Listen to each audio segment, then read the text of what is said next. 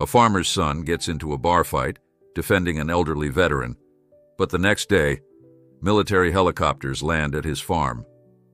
Before we continue, don't forget to subscribe to the channel, like the video, and comment where in the world you're watching from. Let's go. The setting sun painted the horizon in hues of amber and gold, casting long shadows across the weathered barn of the Miller farm. Jack Miller wiped the sweat from his brow, his calloused hands bearing testimony to years of hard work alongside his father. At 28, his body was lean and strong, shaped by the daily demands of rural life in the small town of Riverdale, Montana. "That should do it for today," Samuel Miller called out, securing the last fence post with practiced efficiency. At 62, the elder Miller moved more slowly than in his youth, but his eyes still held the same determined gleam. "You heading into town tonight?" Jack nodded, glancing at his watch. "Thought I'd grab a drink at Riley's, been a long week." Samuel smiled knowingly. "Tell Riley I said hello. And don't forget, we've got that shipment of feed coming in early tomorrow."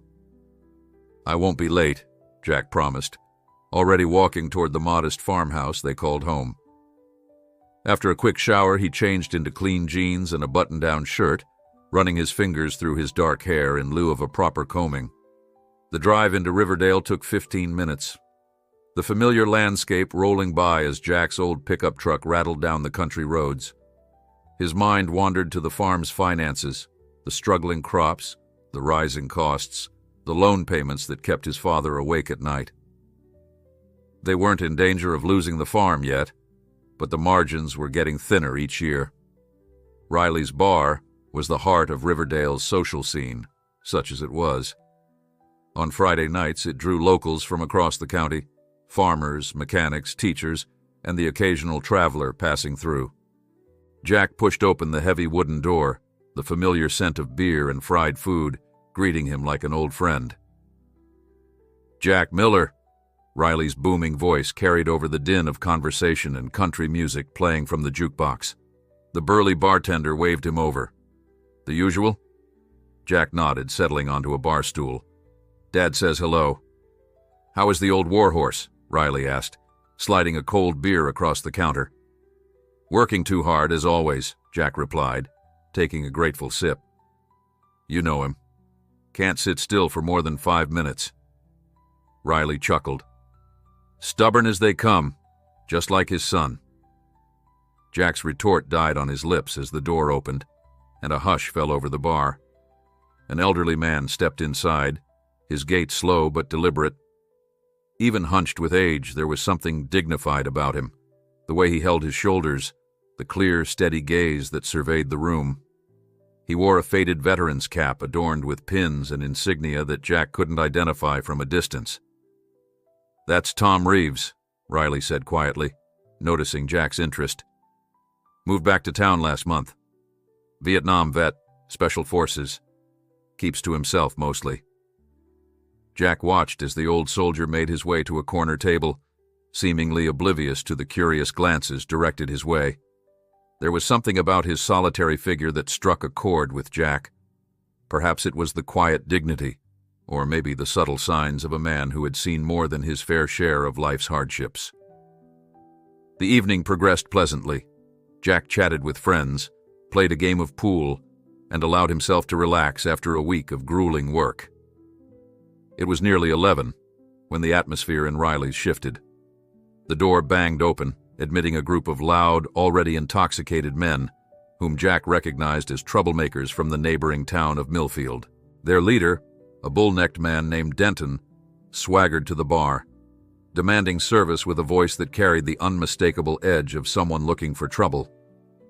Riley, ever the professional, served them with cool efficiency, his expression carefully neutral. Jack kept one eye on the group as he finished his beer, his instincts telling him the night might not end as peacefully as it had begun. His suspicions were confirmed when Denton, glass in hand, bumped against Tom Reeves's table, spilling beer onto the old man's jacket. "Watch where you're sitting, old-timer," Denton sneered, making no move to apologize. Tom Reeves looked up slowly, his weathered face impassive. "I believe you bumped into me, son." "Son?" Denton's voice rose mockingly. "I ain't your son, Gramps. What's with the hat, anyway? Playing dress-up with those medals?" The bar grew quiet as patrons sensed the brewing confrontation. Jack set down his glass, watching closely as Tom Reeves simply returned to his drink, refusing to engage. But Denton wasn't finished. He plucked the veteran's cap from Tom's head, dangling it just out of reach. "Nice collection you got here. You buy these online or at some costume shop?" "That's enough." Jack's voice cut through the tension as he stood, moving toward the confrontation. "Give the man his hat back." Denton turned, a slow, dangerous smile spreading across his face. "Well, if it isn't Jack Miller, the farmer's boy, this doesn't concern you." "I'm making it my concern," Jack replied evenly, though his heart hammered in his chest. "That's a veteran you're disrespecting." Denton scoffed. "Veteran of what? Sitting on his ass while real men fought wars?" Jack's gaze flicked to Tom Reeves, noticing for the first time the faded scars on the old man's hands, the distant look in his eyes that spoke of memories best left undisturbed. In that moment, Jack understood he was looking at someone who had sacrificed more than most could comprehend. "His hat," Jack repeated, holding out his hand. "Now." "Or what, farm boy?" Denton stepped closer, his breath hot with alcohol. "You gonna milk me to death?" The first punch caught Jack by surprise, a glancing blow to his cheekbone that sent him staggering back. Instinct took over as he regained his footing, ducking the second swing before driving his fist into Denton's midsection, forcing the air from the larger man's lungs. What followed was chaos. Denton's friends joined the fray, chairs scraping against the wooden floor as other patrons scrambled out of the way. Jack found himself backed against the bar, outnumbered but refusing to back down. A fist connected with his jaw, pain exploding through his skull, but he countered with a solid right hook that sent one attacker sprawling. Through the confusion, Jack glimpsed Tom Reeves, still seated, watching the scene with an expression that mingled concern with something else. Assessment, perhaps, as though he were evaluating Jack's performance with professional interest. Riley bellowed for order, brandishing a baseball bat he kept behind the bar, but the fight had taken on a momentum of its own. Jack tasted blood as a blow split his lip, but adrenaline dulled the pain. He fought with the raw strength built from years of farm work, his movements lacking finesse, but making up for it with determination. When Sheriff Dawson finally arrived, the fight had mostly burned itself out. Denton and his crew were worse for wear, nursing bloody noses and swelling eyes. Jack leaned against the bar, breathing hard, his knuckles raw and a cut above his eye slowly seeping blood. "Want to tell me what happened here?" Sheriff Dawson demanded, surveying the damage with an exasperated expression. Before Jack could respond, Tom Reeves stood, his veteran's cap back on his head. "These young men," he indicated Denton's group, "took exception to my presence. Mr. Miller here stepped in when things got physical." The sheriff's gaze shifted between the combatants. "That true, Denton?" Denton spat blood onto the floor. "Old man's lying. Miller started it." "That's not what I saw," Riley interjected firmly. "Denton and his boys were harassing Mr. Reeves, took his hat. Jack told them to back off and they threw the first punch." Sheriff Dawson sighed, turning to Denton and his friends. "You boys aren't even from this county. I suggest you head back to Millfield before I decide to have a conversation with your sheriff about pressing charges for assault." The threat worked. Denton shot Jack a venomous glare but shuffled toward the door, his companions following sullenly. "You need medical attention?" the sheriff asked Jack, eyeing his injuries.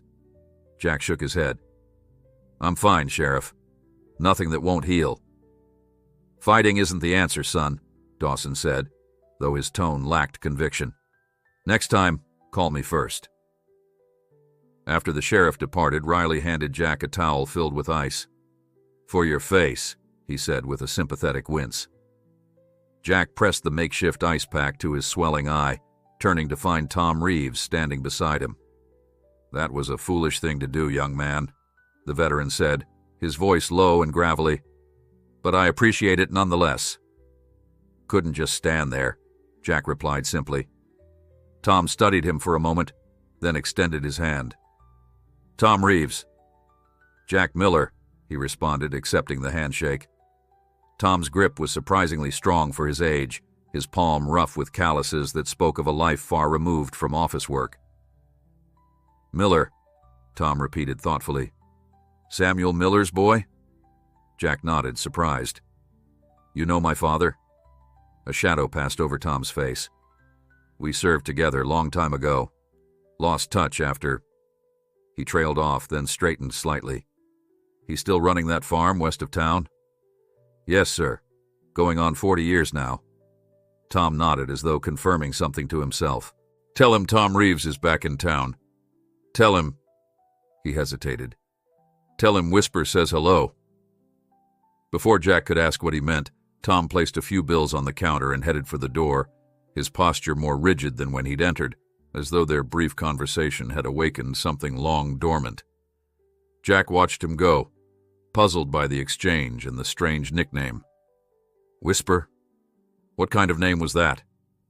Little did Jack know that this chance encounter in Riley's bar was about to connect his quiet farming life to a past his father had never spoken of, a past that would arrive on their doorstep with the rising sun, accompanied by the unmistakable sound of military helicopters. Jack awoke to the sound of his father's voice calling his name with unusual urgency. Groaning, he pushed himself upright, his body protesting every movement. His knuckles were scabbed over, and his face felt stiff where bruises had formed overnight. "Jack!" Samuel's voice came again, closer this time. "You need to get out here, now." Something in his father's tone cut through Jack's grogginess. He pulled on yesterday's jeans and a clean shirt, wincing as the fabric brushed against his tender skin. The wall clock read 6:17 a.m., barely past dawn. Jack stumbled down the stairs, following the sound of his father's voice to the front porch. Samuel stood there, statue still, staring at the sky with an expression Jack couldn't decipher. It wasn't until he stepped outside that Jack heard it, the distinctive whump, whump, whump of helicopter rotors, growing louder by the second. "Dad?" Jack moved beside his father, squinting against the morning light. "What's going on?" Samuel didn't answer, his eyes fixed on the horizon where three dark shapes had appeared, growing larger as they approached.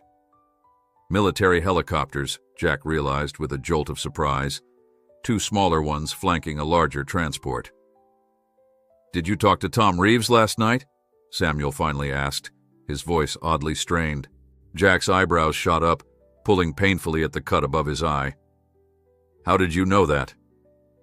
"What did he say to you?" Samuel pressed, ignoring the question. "Not much," Jack replied, watching as the helicopters began their descent toward the open field beside their barn. "Said he knew you from service. Asked me to tell you that." He paused, trying to recall the exact words. "That Whisper says hello." Samuel closed his eyes briefly, his shoulders sagging as though someone had placed an invisible weight upon them. "I was afraid of that." Before Jack could demand an explanation, the helicopters touched down in a flurry of dust and bent grass. The engines didn't shut off, rotors continuing to spin as the side door of the largest aircraft slid open. A tall, broad-shouldered man in his 50s emerged, followed by Tom Reeves and four younger men dressed in civilian clothes that did little to disguise their military bearing. "Dad, what the hell is happening?" Jack demanded, his confusion turning to alarm as he noticed his father's hands trembling slightly. "Something I hoped would never catch up to me," Samuel muttered, then straightened his spine, squaring his shoulders in a manner that seemed strangely out of place on a farmer. "Stay here." But Jack had no intention of being left behind. He followed as Samuel strode toward the helicopters, noting how his father's usual slight limp had vanished, replaced by a purposeful gait that Jack had never seen before. The tall man met them halfway across the field, his weathered face breaking into a grin that transformed his stern features. "Sammy Miller," he said, extending his hand. "Or should I say Ghost? It's been a long time." Samuel accepted the handshake, his expression guarded. "Colonel Knox. I go by Samuel now, just Samuel." "And yet here we are," Knox replied, his smile fading. "Wish it was under better circumstances." Tom Reeves approached next, nodding at Jack before turning to Samuel. "Hello, Ghost." "Whisper," Samuel acknowledged, and Jack was struck by the unfamiliar coldness in his father's voice. "I see you've met my son."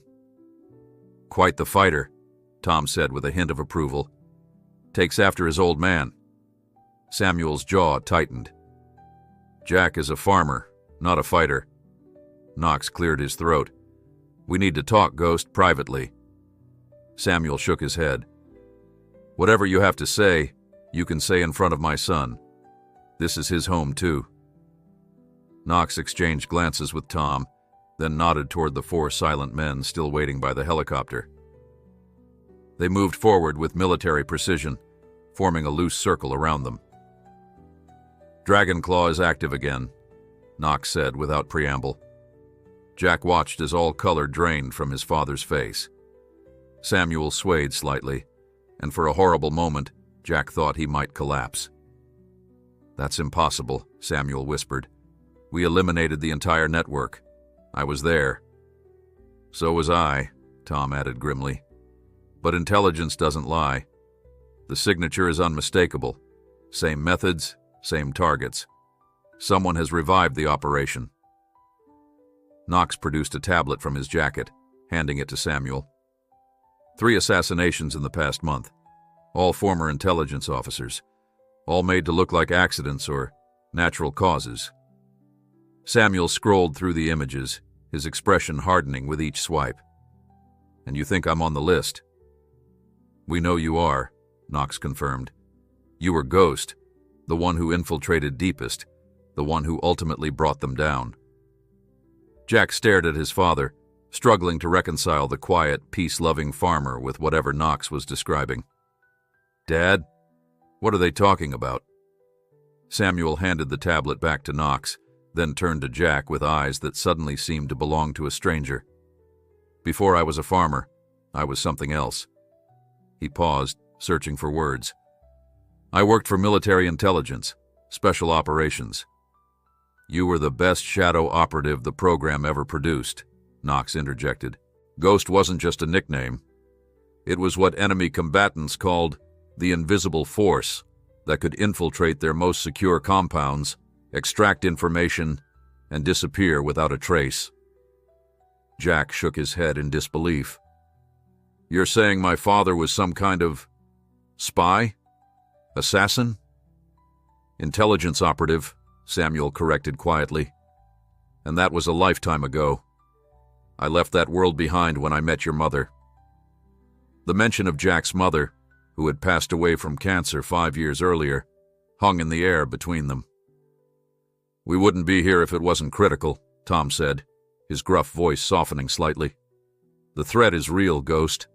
They found Hawk 3 days ago in his cabin in Colorado. Made it look like a heart attack, but we know better." "Hawk," Samuel repeated, and Jack was startled by the flash of pain in his father's eyes. "Who else?" "Echo and Spectre," Knox replied solemnly. "Spectre's death was ruled a suicide. Echo's car went off a mountain road, brake lines cut." Samuel turned away, staring across the fields he had tended for decades. When he spoke again, his voice was hollow. "How did they find us after all these years?" "That's what we need to figure out," Knox said. "But first we need to get you to safety. Both of you," he added, nodding toward Jack.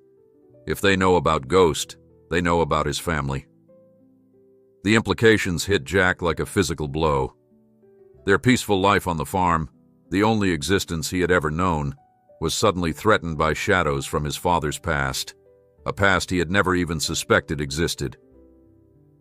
"I'm not leaving my farm," Samuel stated flatly. Knox sighed, exchanging glances with Tom. We figured you'd say that. That's why we brought reinforcements.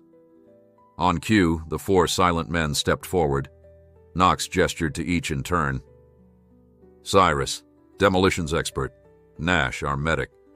Zane handles communications and surveillance. Raven is our eyes, best sniper in 3 continents. Former Delta Force, all of them, Tom added. Like us. Jack's head was spinning. Delta Force? His father? The man who read poetry by the fireplace and cried during sad movies? We're setting up a perimeter, Knox continued.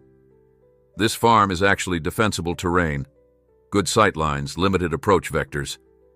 With your permission, we'll establish a security system while we work on identifying and neutralizing the threat. Samuel looked at the men, then at his son, conflict evident in his expression. Finally, he nodded. You can set up your security, but I want to be clear, this is still my home, and Jack's safety is my priority. Understood, Knox agreed. Zane will get started on the surveillance network. Raven needs high ground for observation posts. Cyrus will want to examine entry points for potential enhancements. Jack found his voice at last. Wait, hold on. You all talk like you're preparing for war. Here, on our farm. Tom turned to him, his eyes reflecting decades of hard-earned wisdom. Son, war doesn't announce itself with trumpets and drums. It slips in through the back door when you're not looking. These men coming for your father, they're ghosts too. The only difference is they don't leave witnesses. Samuel placed a hand on Jack's shoulder. I never wanted this life to touch you.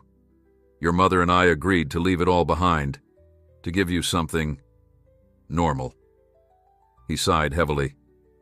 I should have known the past always catches up eventually. Knox barked orders, and the team dispersed with practiced efficiency, heading for the strategic points around the property. The helicopters powered down, their presence an alien intrusion on the peaceful farmland. I have questions, Jack said, staring at his father. A lot of questions. Samuel nodded, his expression weary but resolute. And I'll answer them. All of them. But first, I need to show Knox and the others the layout of the farm, the best defensive positions.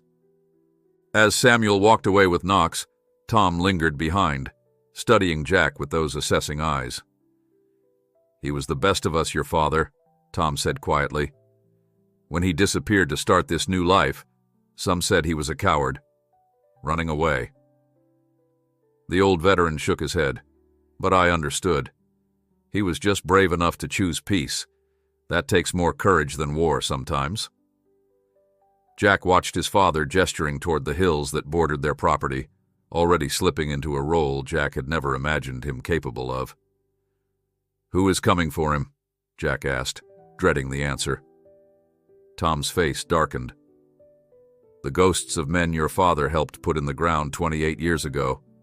Men who don't forgive and never forget. He glanced at the helicopters, then back at Jack. And I'm afraid they'll be here sooner than we think. By midday, the Miller farm had transformed into something unrecognizable to Jack. The barn now housed a makeshift command center, with Zane's surveillance equipment covering every approach to the property. Cyrus had disappeared for hours, returning with a satisfied look that made Jack uneasy. Raven had set up 3 different positions around the perimeter, each offering clear lines of sight across the surrounding terrain. Nash had converted the guest room into a medical station, stocking it with supplies that went well beyond the basic first aid kit they kept in the kitchen. Jack found his father in the study, poring over topographical maps of their property with Knox. The familiar room felt strange now, as though the invasion of his father's past had altered even the physical spaces Jack had known all his life. We need to talk, Jack said from the doorway, his voice firm despite the turmoil inside him.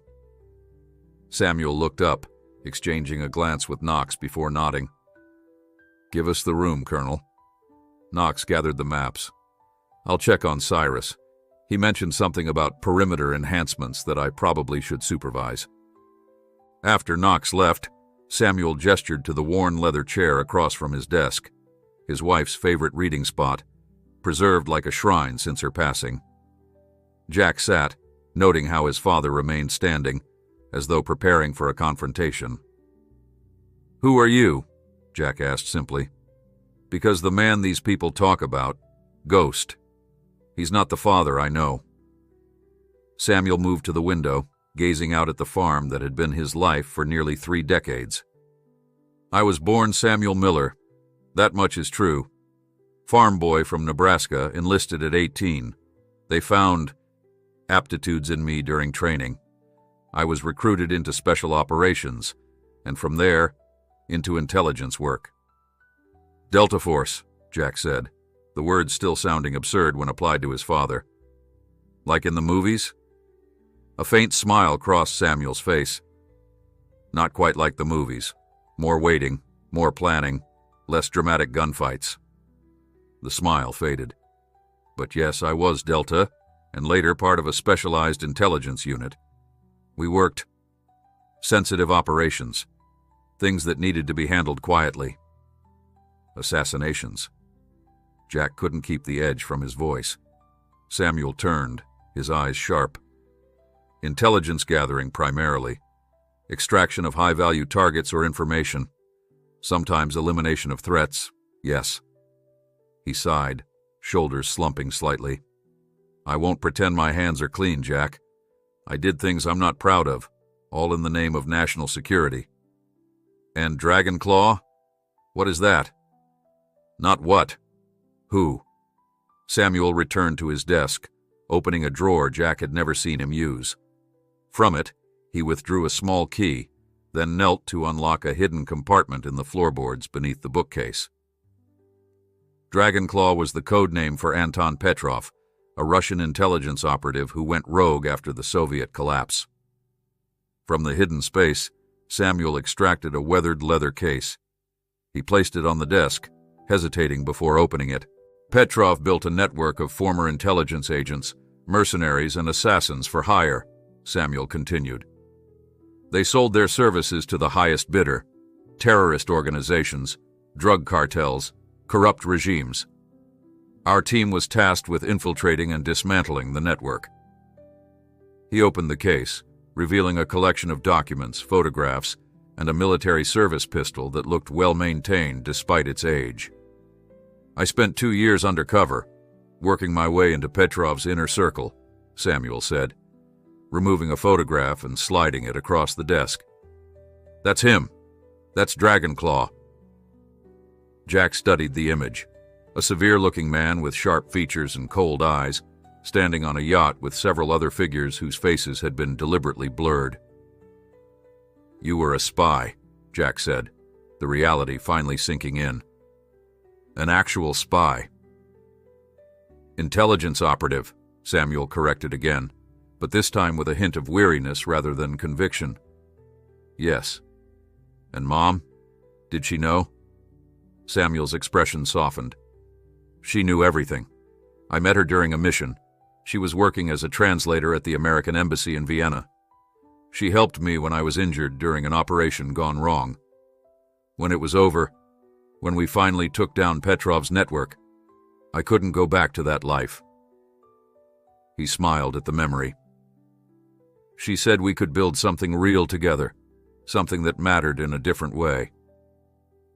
Jack remembered his mother's quiet strength, her unwavering support of his father through the years. It made sense now. She had loved a man whose past remained hidden from the world, carrying that secret alongside him. And now this Dragonclaw is back. How is that possible if you took care of him? Samuel's face darkened. "That's what we need to figure out. Petrov is dead. I know because I was there when it happened. But someone has revived his network, using his methods, his connections, and they're systematically eliminating the team that brought him down." A knock at the door interrupted them. Tom Reeves entered without waiting for a response, his expression grim. "Zane picked up something on the surveillance," he announced. 3 vehicles approaching from the North Access Road. Still 5 miles out, but moving with purpose. Samuel was immediately on his feet, the transformation startling to Jack. His father's posture changed, his movements becoming precise and economical, his eyes sharpening with focus. "Get Knox," Samuel ordered, and Tom nodded, disappearing as quickly as he had arrived. Jack followed his father outside, where the team was already assembling. Knox stood at the center, receiving updates through a communications device in his ear. 3 SUVs, heavily tinted windows, Zane reported, his eyes on a tablet displaying feed from cameras Jack hadn't even noticed being installed. Standard pattern for a reconnaissance team. They're being careful, but not covert. "Assessment?" Knox asked, looking to Samuel. "Advanced team," Samuel replied without hesitation. "They'll observe, map entry points, evaluate our defenses. The real force will come later, after they've gathered intelligence." Knox nodded in agreement. "Cyrus, are the surprises ready?" The demolitions expert grinned. "Ready and waiting. Nothing lethal, just enough to discourage unwanted visitors and give us a tactical advantage if things get hot." Jack looked between them, alarmed. "You've rigged explosives on our farm?" "Not explosives," Cyrus corrected. "Pressure sensors, early warning systems, and yes, a few controlled devices to disable vehicles if necessary. Think of it as a high-tech alarm system with teeth." "What's the play here, Ghost?" Knox asked, deferring to Samuel despite his apparent leadership role. Samuel considered for a moment. "Let them come. Let them see enough to report back that I'm here, but not enough to reveal our full strength. We need to know who we're dealing with." "Agreed," Knox said. "Raven, take position but hold fire unless given explicit orders. Zane, make sure all cameras are recording. We need to identify these operators. Nash, stand by in case things go sideways."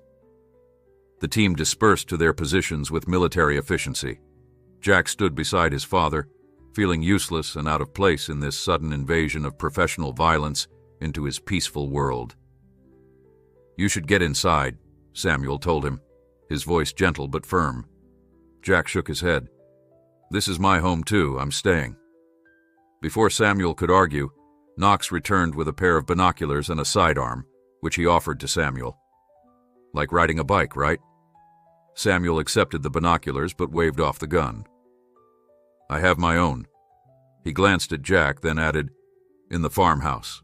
I'll get it if needed." The distant rumble of engines grew steadily louder. Jack felt his heart rate increasing, a cold sweat breaking out across his skin. This wasn't like the bar fight, a spontaneous defense of an old veteran against local bullies. This was calculated danger approaching his home, targeting his father. "Dad," he said quietly, "what happens if they attack?" Samuel's eyes remained fixed on the road, where the vehicles would soon appear. "Then we show them why you don't threaten a Delta operator and his family." The first SUV crested the hill, sunlight glinting off its windshield. It moved slowly, deliberately, followed by 2 identical vehicles. "Stand by," Knox murmured into his communication device. "Let them come to us." Jack watched as the vehicles approached, stopping at the cattle gate that marked the entrance to their property.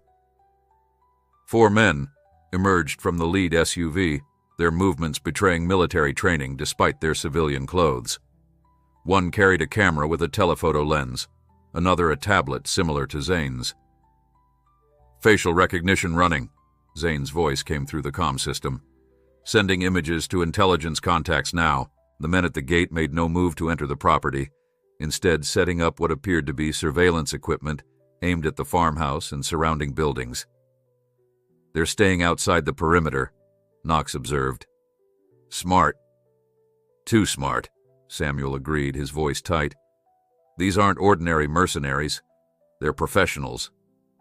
Through the binoculars, Jack could see one of the men speaking into a satellite phone, gesturing toward the farm. Another was taking photographs, systematically documenting the layout. "What now?" Jack asked. "Now," Samuel said, his voice taking on that unfamiliar edge that sent chills down Jack's spine. "We wait. They'll make their report, and then the real players will show themselves." As if on cue, The men began packing up their equipment, returning to their vehicles with unhurried precision. Within minutes, the SUVs had turned around and disappeared back over the hill. "That's it?" Jack asked, confused by the anticlimactic encounter. Knox shook his head, his expression grave. "That was just the opening move. The game is just beginning." Samuel lowered the binoculars, his face set in grim determination. "And now we prepare for what comes next." Night fell over the Miller farm, bringing with it an eerie quiet that felt nothing like the peaceful evenings Jack had known all his life. The team had established a rotation, with at least 3 people on watch at all times. Jack found himself unable to sleep, his mind racing with the revelations of the day and the threat hovering on the horizon. He wandered to the kitchen, surprised to find Nash brewing coffee despite the late hour. The medic nodded in greeting, pushing a steaming mug across the counter without asking. "Can't sleep?" Nash asked, his voice low enough not to carry through the house. Jack shook his head, accepting the coffee gratefully. "Hard to, knowing what's coming." "Smart move," Nash replied, leaning against the counter. "Sleep when you can, but tonight's probably not the night." They drank in silence for a moment, before Jack voiced the question that had been troubling him. "How did you know my father? Were you on his team back then?" "Not originally," Nash said, his eyes distant with memory. "I joined later after your father had already established his cover in Petrov's organization. I was the team's medic, same as now. Patched up your old man more than once." "Was he really as good as they say? Knox and the others talk about him like he was some kind of legend." Nash's expression sobered. "Your father was the best I've ever seen. He could become anyone, adapt to any situation. Perfect memory, multilingual, and a tactical mind that could see 10 moves ahead." He paused, studying Jack over the rim of his mug. But what made Ghost special wasn't his skills. It was his judgment. He knew when not to act, when to wait. Patience in our line of work is rarer than courage. Jack tried to reconcile this description with the quiet farmer who had raised him, the man who taught him to fish, who read him bedtime stories, who wept openly at his mother's funeral. "He gave it all up," Jack murmured. "For my mother, for me." "He did," Nash agreed. "And none of us blamed him, no matter what some might say.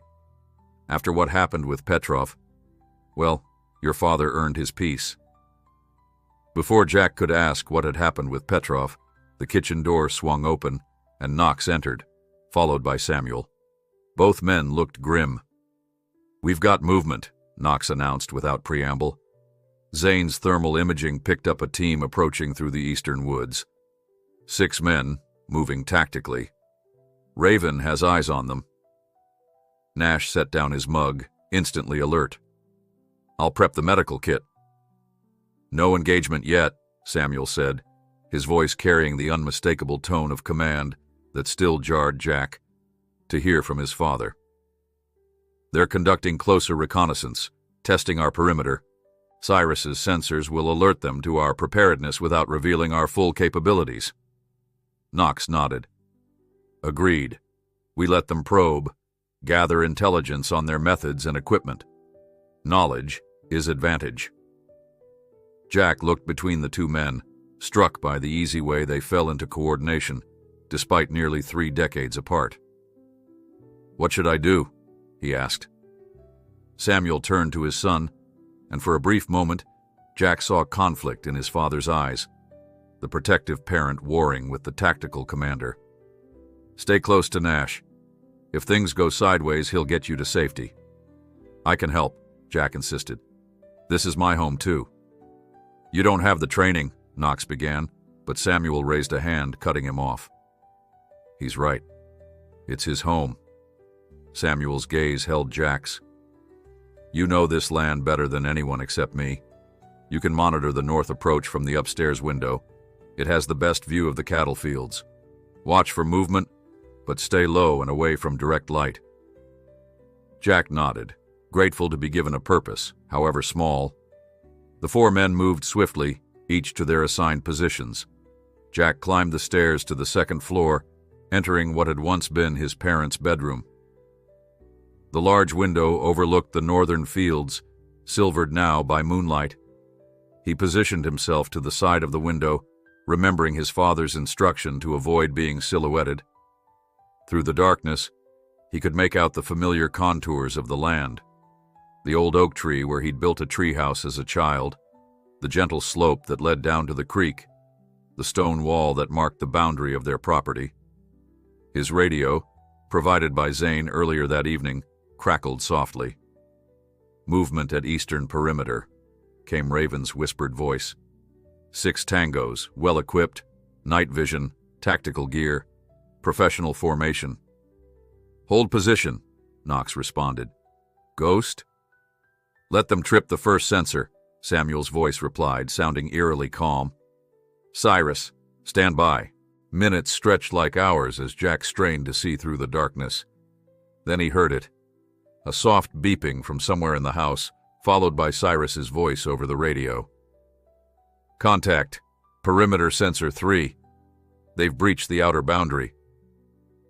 "Initiating Countermeasure 1," Samuel ordered. Jack had no idea what Countermeasure 1 entailed, but seconds later, floodlights blazed to life around the eastern edge of the property, illuminating the wooded area in harsh white light. Through his window, Jack could see nothing, but the radio came alive with activity. "They're retreating into cover," Raven reported. "Professional response. No panic. Maintaining formation." "Thermal shows them regrouping 20 meters within the tree line," Zane added. "Wait, we've got new movement. Northern approach, vehicle coming fast." Jack's attention snapped to his assigned sector. Sure enough, a pair of headlights was speeding down the dirt road that led to their farm. The vehicle, a black SUV similar to those from earlier, skidded to a halt at the cattle gate. "Activity at North Gate," Jack reported, surprised by the steadiness in his own voice. "One vehicle SUV just arrived." "Good eye," Knox responded. "Zane, eyes on the new arrival." "Scanning," Zane replied. "Single occupant. Wait, they're getting out. It's a woman." Jack pressed closer to the window, squinting through the darkness. The figure that emerged from the SUV was indeed female, dressed in dark clothing but moving with none of the tactical precision of the team in the woods. She approached the gate directly, making no attempt at concealment. "Who the hell is that?" Knox demanded. There was a long silence on the radio, then Samuel's voice, tight with shock and something else, something Jack couldn't identify. "Diana." "Who?" Knox asked. "Diana Voss," Samuel replied, his voice strained. "Echo's daughter." The name meant nothing to Jack, but the reaction it provoked was immediate. Tom's voice cut through the radio, sharp with alarm. "Ghost, it's a trap. Echo was just killed.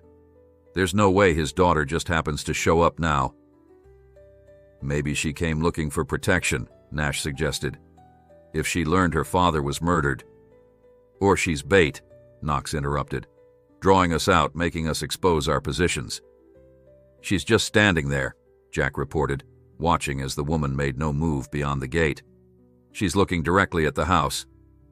Another long silence followed, broken finally by Samuel. "I'm going out there." "Negative," Knox barked. "Too risky." "I've known Diana since she was 12 years old," Samuel replied, his tone brooking no argument. "If there's even a chance she's in genuine danger, I won't leave her exposed. Raven, keep your scope on her. If she makes any suspicious move, take the shot." "Copy that," Raven acknowledged. "I have clear line of sight." Jack's door opened, and Samuel entered, his expression grim. He crossed to the window, careful to stay in the shadows as he peered out at the lone figure by the gate. "Dad, is this safe?" Jack whispered. Samuel didn't answer directly.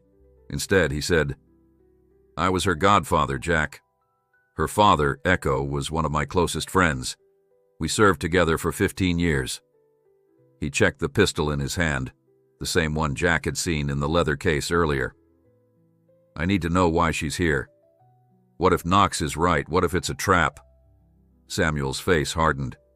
Then whoever said it doesn't know who they're dealing with. He turned to leave, then paused at the door. Stay here.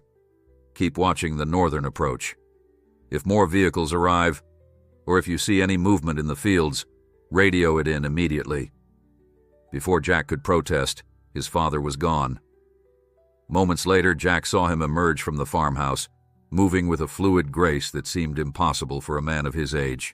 Samuel approached the gate slowly, his hands visible, the pistol presumably concealed at his back. The woman, Diana, remained still, watching Samuel's approach. Even from a distance, Jack could see the tension in her posture. Radio silence unless emergency, Knox ordered. Raven, maintain target lock. Jack held his breath as his father reached the gate, standing face to face with the mysterious woman who had arrived in the middle of this dangerous night. Whatever connection existed between them, whatever history they shared, it was about to collide with the present in ways Jack couldn't begin to predict. And somewhere in the darkness beyond the farm, watching eyes waited for their opportunity to strike. Jack strained to see through the darkness, wishing he had asked for a pair of binoculars. His father and the woman called Diana stood face to face at the gate, their conversation inaudible from this distance. From his vantage point, Jack could see the woman's posture, rigid, almost defensive, while his father maintained a careful distance, his hands still visible in what Jack now recognized as a deliberately non-threatening stance. The radio remained silent as the team honored Knox's order, the tension palpable even through the absence of communication. Jack's mind raced with questions. Who was this woman? What connection did she have to his father's mysterious past? And most urgently, was she truly in danger, or was her arrival part of some elaborate trap? After what seemed an eternity, Samuel reached forward slowly, unlatching the gate. Diana stepped through, and together they began walking toward the farmhouse, Samuel maintaining a position slightly behind her. A tactical choice, Jack realized, ensuring she couldn't make any sudden moves without his father seeing. The radio crackled to life. Ghost and unknown female approaching main house, Raven reported clinically, maintaining visual. All stations stay alert, Knox responded. Eastern perimeter team has gone static, but remains in position. They're watching. Jack backed away from the window, uncertain whether to stay at his post or go downstairs to meet this new arrival. His father's instructions had been clear: maintain surveillance on the northern approach. But curiosity and concern pulled him toward the impending confrontation. The decision was made for him when Nash appeared in the doorway. Knox wants you downstairs. Better to have everyone together if things go sideways. Jack followed the medic down to the living room, which had been transformed into an impromptu briefing area. Zane sat at a laptop, monitoring multiple camera feeds, while Knox stood by the door, his posture tense as he awaited Samuel and Diana's entry. The front door opened, and Samuel ushered Diana inside, his expression unreadable. Up close, Jack could see that she was perhaps in her early 30s, with dark hair pulled back in a severe ponytail, and eyes that darted warily around the room, taking in each face with quick, assessing glances.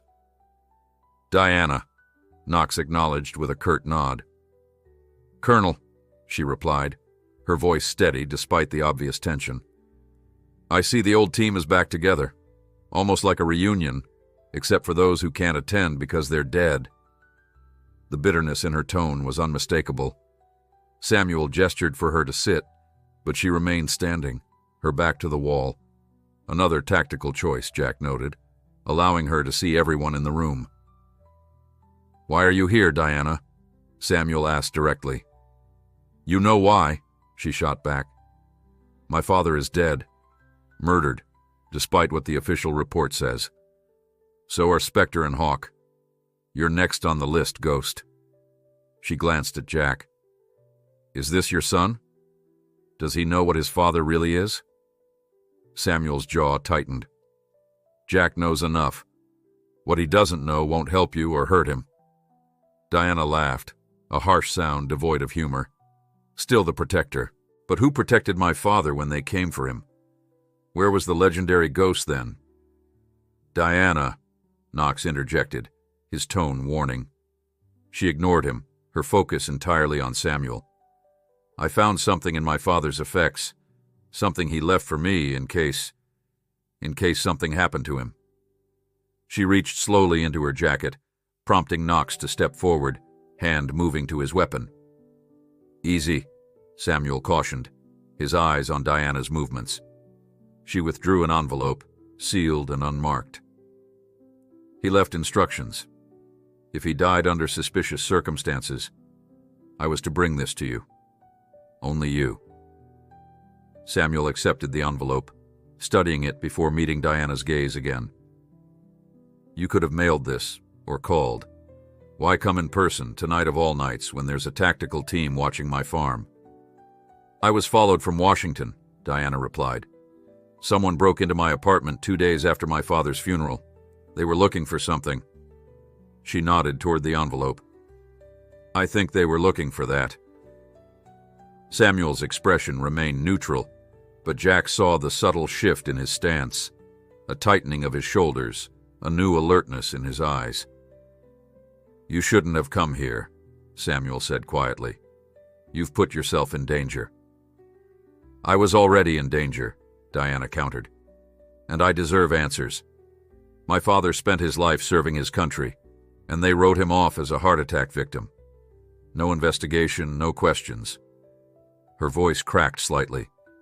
He called me the night before he died. He sounded scared, Ghost. I'd never heard him scared before. The room fell silent, the weight of her words hanging in the air. Samuel stared at the envelope in his hands, as though it might contain some terrible truth he wasn't prepared to face. Ghost, Zane called from his position at the laptop. Eastern Perimeter team is moving again. Spreading out, establishing firing positions. Knox moved to Zane's side, studying the thermal images on the screen. They're setting up a containment formation, standard procedure before an assault. How many? Samuel asked, slipping the envelope into his pocket. Still 6 on thermal, Zane replied. But I'm picking up radio frequencies consistent with a larger force nearby, maybe waiting for confirmation before moving in. Diana tensed visibly. They followed me. I led them straight to you. You did exactly what they expected you to do, Samuel corrected, but without accusation. They used you to confirm my location. Knox turned to Diana, his expression hardened by decades of command decisions. What exactly did your father tell you before he died? Word for word, if you can remember. Diana closed her eyes briefly, as though accessing a painful memory. He said, Dragonclaw wasn't just a man. It was an idea, and ideas don't die with their creators. Then he told me if anything happened to him, I should find Ghost. He said, Ghost knows the truth about Prague. Samuel inhaled sharply at the mention of Prague, exchanging a significant look with Knox. What happened in Prague? Jack asked, unable to contain his curiosity despite the tension. The end of Dragonclaw, Tom answered from the doorway, having silently entered during Diana's recounting. Or so we thought. Samuel nodded slowly. Prague was where we finally cornered Petrov after tracking him across 3 continents. It was supposed to be a simple extraction. Capture him alive, bring him in for questioning about his network. But it went sideways, Knox continued, his voice grim. Petrov had a failsafe. When he realized he was trapped, he triggered explosives throughout the building. The entire operation turned into a rescue mission, pulling civilians out of the fire.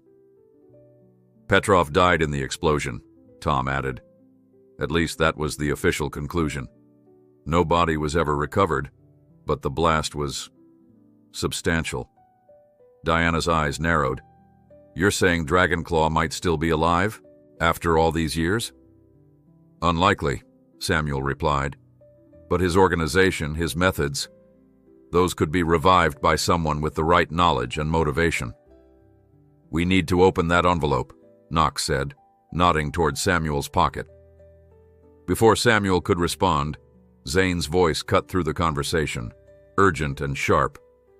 Movement. Multiple heat signatures approaching from all directions.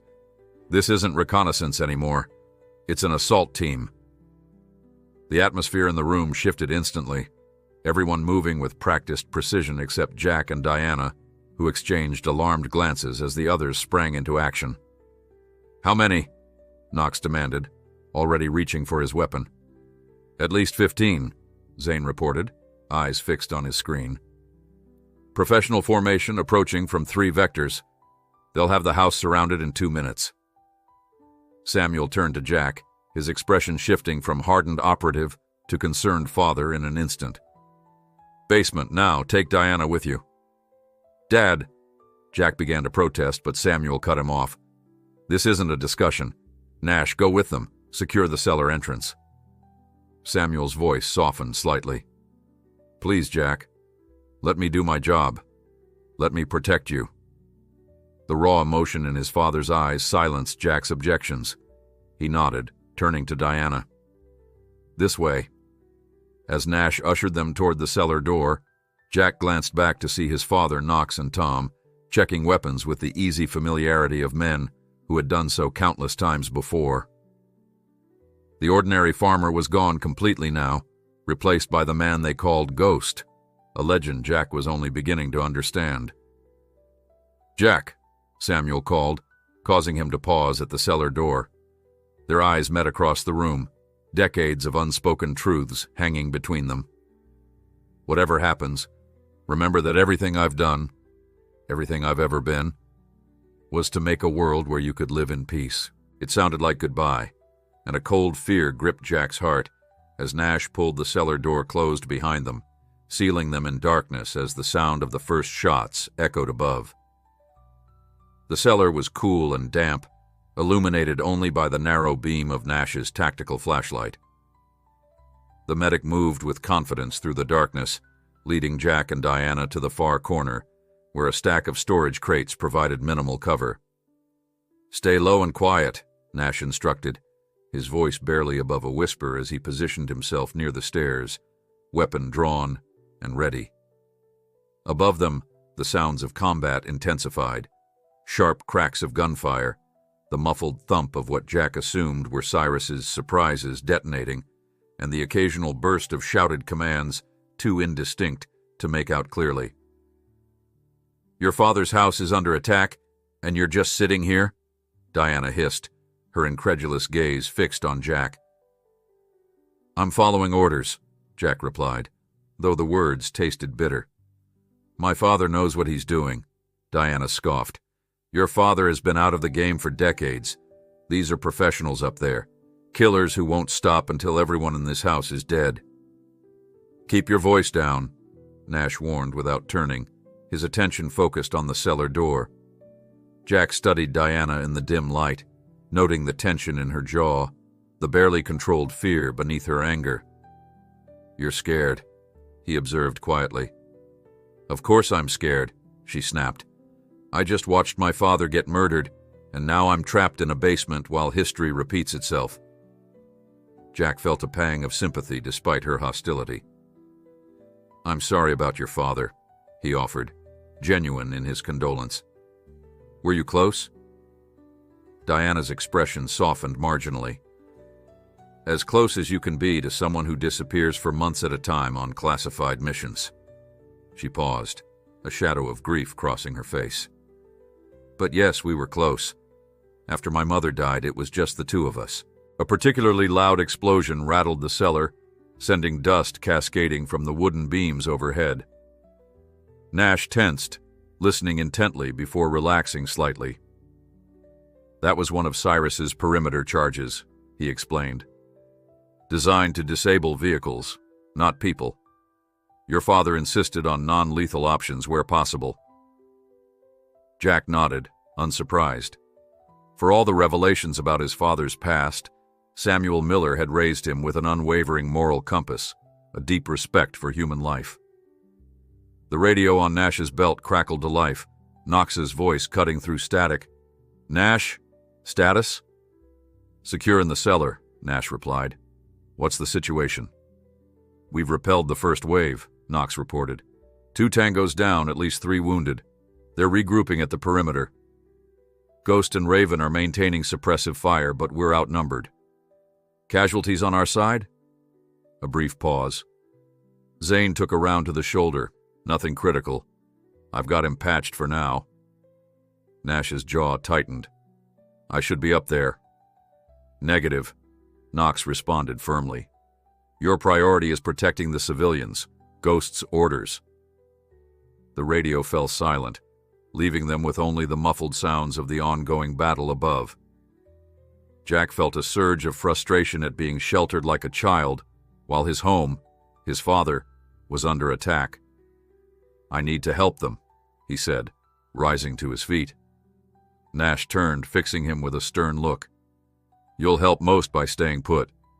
You're not trained for this, Jack. You'd be a distraction they can't afford right now.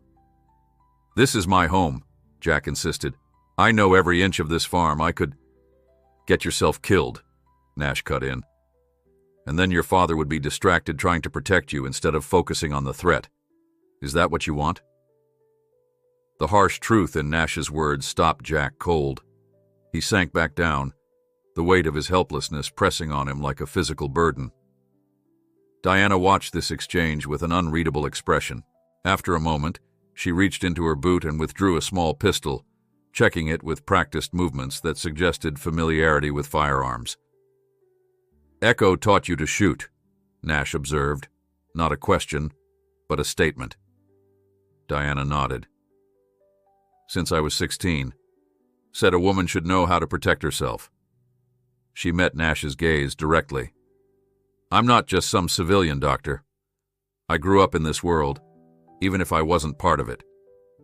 Nash studied her, then gave a slight nod of acknowledgement before returning his attention to the cellar door. Jack found himself re-evaluating Diana, not just a grieving daughter, but someone shaped by the same shadow world that had formed his father. The minutes stretched painfully, punctuated by sporadic gunfire and the occasional explosion. Jack's mind raced, piecing together the fragments of his father's past that had been revealed in the past 24 hours. A Delta Force operative, a spy who had infiltrated a deadly international network. A man who had given it all up for love and family, only to have that past resurface decades later. Your father was a hero, Diana said suddenly, as though reading his thoughts. Echo used to tell me stories, never names or classified details, but enough to understand the kind of man Ghost was, the risks he took, the lives he saved. Jack looked at her, surprised by the unexpected shift in her tone. Earlier you seemed angry at him. I am angry, she admitted. Angry that he disappeared into this idyllic farmer's life while my father remained in service. Angry that he wasn't there when they came for Echo. Her voice caught. But anger doesn't erase the truth. Your father was the best of them. Echo said so himself. Before Jack could respond, Nash raised a hand sharply, signaling for silence. Above them, the gunfire had ceased entirely. The sudden quiet was more unnerving than the sounds of battle had been. Something's wrong, Nash murmured, moving closer to the stairs. The radio remained silent, increasing Jack's anxiety with each passing second. Had the attackers been repelled? Or had the worst happened, and his father and the others were... The thought was too terrible to complete. Jack rose again, determination overriding caution. I have to know what's happening. This time, Nash didn't argue. Stay behind me, he instructed, starting up the stairs with his weapon at the ready. Jack followed, heart pounding in his chest. Diana fell in behind him, her small pistol held with the confidence of someone who knew how to use it. Nash paused at the cellar door, listening intently before carefully turning the handle. He pushed the door open a crack, peering through with practiced caution. A voice called from somewhere in the house. Tom's voice, Jack realized with a surge of relief. Nash, all clear for now. Bring them up. Nash opened the door fully, leading them into the kitchen.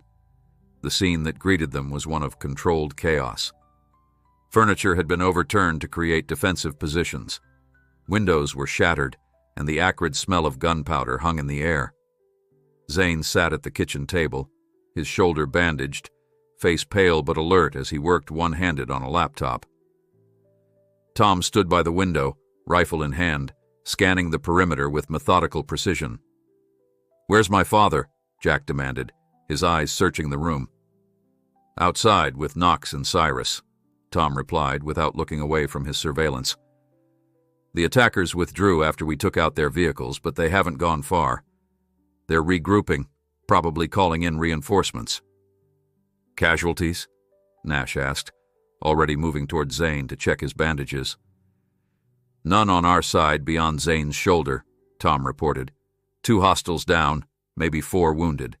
They pulled their injured out when they retreated." "Professional," Diana observed. "No man left behind." Tom nodded grimly. "Exactly. These aren't just hired guns. They're military, or ex-military at the very least." The back door opened and Samuel entered, followed by Knox and Cyrus. Jack felt a rush of relief at seeing his father unharmed, though Samuel's expression was grim as he took in the scene. "They'll be back," Samuel announced without preamble. "That was just the first test, probing our defenses, assessing our capabilities." "Did you recognize any of them?" Diana asked, stepping forward. Samuel shook his head. "Too dark, moving too fast. But their tactics were familiar. Russian Spetsnaz derived with some modifications." "Dragonclaw's old playbook," Knox added, setting his rifle on the counter. "Updated, but the foundation is the same." Samuel reached into his pocket, withdrawing the envelope Diana had brought. "We have a brief window before they regroup. Let's see what Echo thought was worth dying for." He tore open the envelope carefully, extracting several folded papers and a small USB drive. The papers appeared to be photocopies of handwritten notes, along with what looked like surveillance photographs. "What is it?" Jack asked, moving to his father's side. Samuel's expression darkened as he scanned the contents. "A ghost story," he said quietly. "Echo found evidence that Anton Petrov, Dragonclaw, didn't die in Prague." He looked up, meeting Knox's stunned gaze. "He's alive, Colonel. And if these photos are accurate, he's been operating in the shadows all these years, rebuilding his network." Diana inhaled sharply. "That's impossible. The explosion was substantial, yes," Samuel agreed. "But Echo has photos here dated last year. Facial recognition analysis with 97% match probability."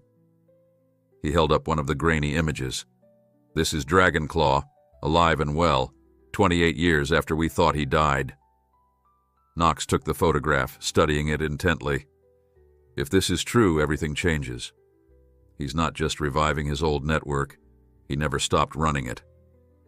And now he's eliminating the team that nearly took him down before," Tom added grimly, "starting with those who knew the truth about Prague." Samuel nodded, his face set in determined lines.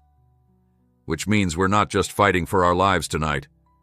We're fighting to finish what we started 28 years ago." Jack looked around at these aging warriors preparing for another battle, at the farm that had been his peaceful home now transformed into a war zone, and at his father, the quiet, gentle man he'd known all his life now revealed as something both more and less than he had ever imagined. The question hung unspoken in the air. How does one kill a ghost? Samuel spread Echo's documents across the kitchen table, now cleared of debris from the firefight.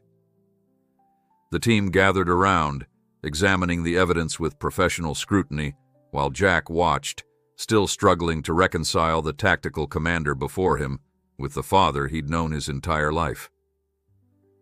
Echo was tracking money transfers, Samuel explained, pointing to a series of bank statements. Shell companies, offshore accounts, all the hallmarks of Dragonclaw's old financial structure, but updated for the digital age. Knox nodded, studying the documents. Sophisticated, multiple layers of anonymity. Echo must have spent years putting this together. Why didn't he bring this to the agency? Tom asked, voicing the question that hung in the air. Diana's expression hardened. Because he didn't know who to trust. She looked directly at Samuel. That's why he left it for me to bring to you. He said you were the only one he was certain wasn't compromised. A heavy silence followed her words. The implication was clear. If Dragonclaw had survived and rebuilt his network over decades, he might have infiltrated the very agencies tasked with stopping him. These surveillance photos, Cyrus interjected, examining the grainy images. Location data puts them in Geneva, Moscow, and Dubai within the last 18 months. If this is really Petrov, he's been active internationally. Samuel picked up the USB drive, turning it in his fingers thoughtfully. Zane, can you access this securely? If Echo went to these lengths to protect this information, we have to assume it's sensitive. Zane nodded, taking the drive and inserting it into his laptop. His fingers flew across the keyboard, security protocols falling into place with practiced efficiency, despite his injured shoulder. Encrypted, he announced after a moment. Military grade. I can crack it, but it'll take time.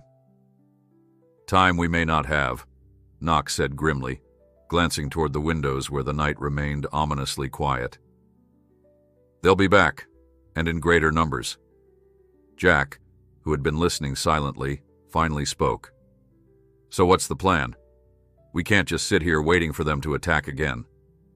All eyes turned to him, and Jack felt a momentary self-consciousness at addressing these seasoned operatives. But this was his home, and he had earned the right to be part of this conversation. Samuel studied his son with a mixture of pride and concern. You're right. We need to be proactive. He turned to Knox. Colonel, what are our options? Knox considered for a moment. Extraction is the safest play. Call in official support, get civilians to a secure location, then regroup and deal with the Dragonclaw situation through proper channels. Assuming those channels aren't compromised, Tom pointed out. And assuming they'd even believe us, Cyrus added. A supposedly dead Russian operative from a Cold War-era mission resurfacing after nearly 30 years. Without hard evidence, we'd be laughed out of the room if we weren't arrested for causing an international incident. Samuel shook his head.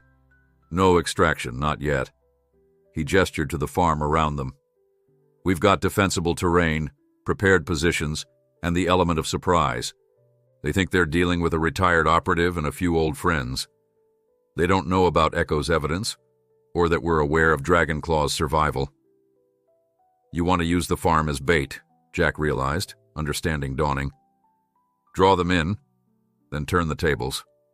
Samuel nodded, a glint of approval in his eyes. Exactly. If Dragonclaw wants me badly enough to send a kill team, there's a good chance he'll want to verify the job personally, especially after this first attempt failed. That's a big if, Ghost, Knox cautioned, and a hell of a risk. It's our best chance to end this, Samuel insisted, not just to survive tonight, but to finish what we started in Prague, to make sure Hawk, Spectre, and Echo didn't die for nothing. Diana, who had been examining the surveillance photos with intense focus, looked up sharply. You're using yourselves as bait to draw out the man who murdered my father. Yes, Samuel confirmed, meeting her gaze steadily. A slow, cold smile spread across Diana's face. Good. I want to be there when you take him down. Nash cleared his throat. Speaking of civilians, Ghost, what about Jack? If we're turning this into an offensive operation, he should be moved to safety. Jack bristled at being discussed as though he weren't present. I'm staying, he stated firmly. This is my home. My fight, too. Samuel's expression softened as he looked at his son. The room seemed to fall away as father and son regarded each other, decades of unspoken truths suspended between them. Jack, Samuel began, his voice gentle, you have no idea what these people are capable of, what Dragonclaw is capable of. Maybe not, Jack conceded. But I know what you're capable of. What all of you are capable of. He straightened, squaring his shoulders in an unconscious echo of his father's earlier stance. You spent my whole life protecting me from your past. Now it's here, and I won't run from it. I won't leave you to face this alone. The determination in Jack's voice was unmistakable. Samuel recognized it.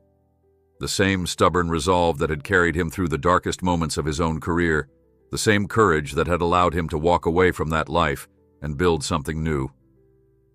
He stays, Samuel decided, ignoring Knox's disapproving frown. But you follow orders without question, Jack. This isn't a bar fight. These people won't hesitate to kill you. Jack nodded solemnly. Understood. All right. Samuel turned back to the team, his mind shifting into tactical planning. We have approximately 2 hours before they return in force. Cyrus, I want more surprises along the southern approach. They'll expect us to focus on the east after the first attack. Cyrus grinned. Got just the thing. Non-lethal as requested, but they'll wish it wasn't. Raven, set up in the barn loft. You'll have the best sight lines from there. The sniper nodded, already mentally calculating angles and distances. Tom, I want you with Nash on the second floor. Zane, continue working on that encryption, but move your operation to the storm cellar. Better protection there. What about us? Diana asked, gesturing between herself and Jack. Samuel hesitated. Despite Jack's insistence on staying, he clearly wanted to keep both civilians as far from danger as possible. You'll be with Knox in the farmhouse, last line of defense. And you? Jack asked, noting his father hadn't assigned himself a position. A slow, dangerous smile spread across Samuel's face, an expression Jack had never seen before, one that belonged entirely to Ghost. I'll be hunting. Knox raised an eyebrow. Just like old times? Just like old times, Samuel confirmed. They're expecting a defensive posture. They won't be prepared for me to take the fight to them. The team dispersed to their assignments with practiced efficiency. As Cyrus and Raven headed outside to prepare their positions, Nash moved to check Zane's wound one final time before the communications specialist relocated to the cellar. Jack found himself alone with his father for the first time since the revelation of his true identity. They stood in the kitchen, the same kitchen where Samuel had taught Jack to make pancakes as a child, where they had mourned Jack's mother together, where countless ordinary moments of family life had unfolded. All these years, Jack said quietly. All these years, and I never suspected. Samuel leaned against the counter, suddenly looking every one of his 62 years. That was the point, Jack. Your mother and I wanted you to have a normal life, a safe life. Was any of it real?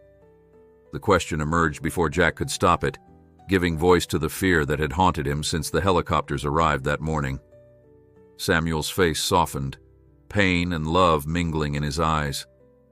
All of it was real. Every moment with you and your mother, that was the most real my life has ever been. He reached out, placing a hand on Jack's shoulder. The man who taught you to fish, who read you stories, who cried at your mother's funeral. That's who I am, Jack. Ghost was who I had to be before I found something worth being Samuel Miller for. The simple truth in his father's words eased something in Jack's chest.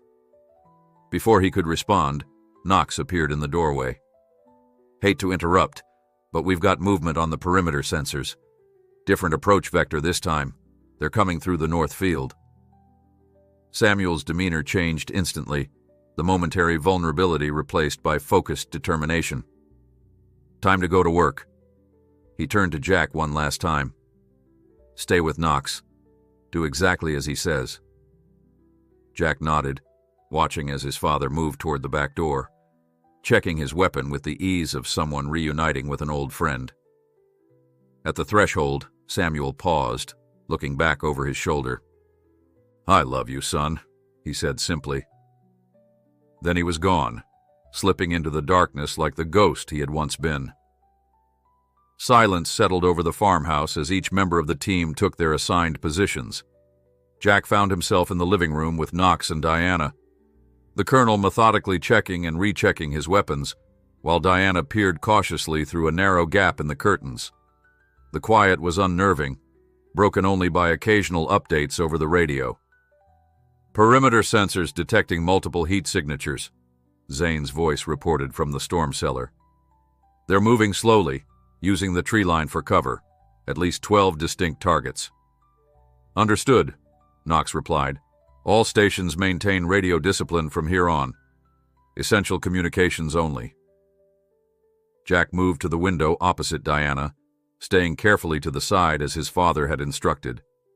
The night seemed unnaturally still, the familiar landscape of his home transformed into an alien battleground. Somewhere out there, his father was moving through the darkness, hunting the hunters, a predator returning to instincts long dormant, but never forgotten. "Your father really was the best," Knox said quietly, as though sensing Jack's thoughts. "In 25 years of special operations, I never met anyone who could disappear like Ghost. The enemy would be searching a room he was standing in and still not find him." "Is that why they called him Ghost?" Jack asked, grateful for the distraction from the growing tension. Knox nodded. "That and his ability to get into places no one else could reach, like a ghost walking through walls." A faint smile crossed his weathered face. "Your old man saved my life 3 times. I stopped counting how many times he saved others." "You've known him a long time," Jack observed. "Since Ranger School," Knox confirmed. "We went through Delta selection together, served in the same unit for 15 years. His expression grew somber. "When he disappeared after Prague, went completely off-grid, a lot of people thought he'd had some kind of breakdown. Or worse, that he'd been turned." "Turned?" Jack echoed.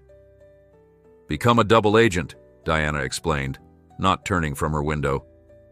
"It happens sometimes, especially with deep cover operatives. They live a lie so long they forget which side they're really on." Knox shook his head. "I never believed it. Not Ghost. Not Samuel Miller." He looked at Jack directly. "When I finally tracked him down 5 years later, found him working this farm with your mother, expecting a baby, I understood. He'd found something worth leaving it all behind for." Jack absorbed this revelation, another piece of the puzzle that was his father's hidden past.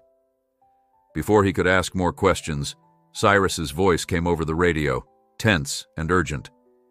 "Contact. South perimeter. They've bypassed the first line of sensors." "They're using the creek bed for cover," Raven added from his position in the barn loft. "Smart approach. Reduces their thermal signature." "Status, Ghost?" Knox asked after a moment of silence. No response. "Ghost, acknowledge." Knox tried again, a note of concern creeping into his voice. Still nothing. Jack felt his heart rate accelerate, fear for his father rising like bile in his throat. "He's gone dark," Knox explained, noting Jack's alarm. "Standard procedure when hunting. No radio emissions that could give away his position."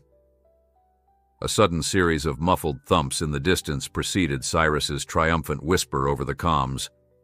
3 tangos down. Non-lethal perimeter traps successful." "Movement on the east approach as well," Tom reported from the 2nd floor. "Diversionary team, probably meant to draw our attention while the main force comes in from the south." "They're splitting our focus," Knox muttered, the tactical implications clearly concerning him. "Classic pincer movement."